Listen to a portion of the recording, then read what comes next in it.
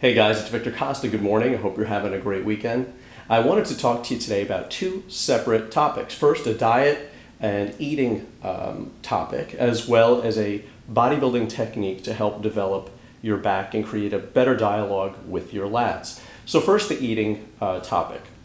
A lot of people ask me whether or not I eat the same amount of food on my days off as well as my days on of training. And what they're really asking is, and there's a hint of this, it's because there's less of an output on the days off, should they be eating the same amount of food on their days when they're having a higher, greater energy expenditure or greater output? So there's this sense that because they're not training, they should cut back.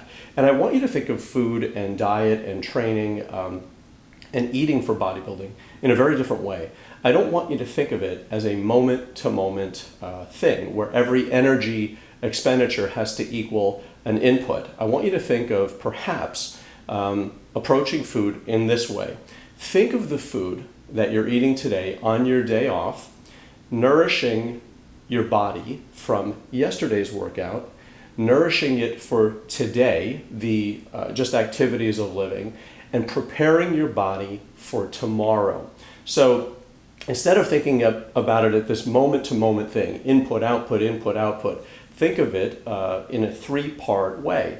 Recovering from yesterday's training, food's coming in, nourish your body, sustaining you for today, which are all the activities that you need today. Your body just doesn't shut down because you're not training, and to prepare you for tomorrow.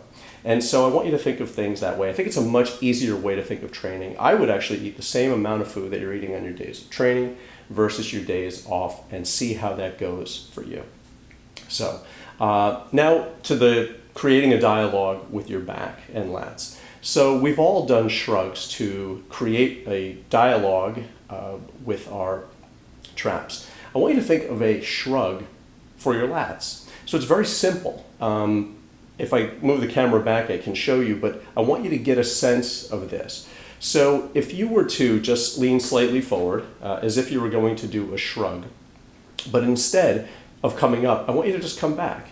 So a lot of people are actually missing this part of the workout, right? They're missing this because when they're doing their rows, they tend to pull up so fast or jerk the weight up so fast that they miss this integral part of the row that's at the beginning of the exercise. They miss that. So what happens is they're not really developing their outer lats. They're actually developing the middle of the back because they've already got this momentum to pull like this, or they're pulling with their rear delt.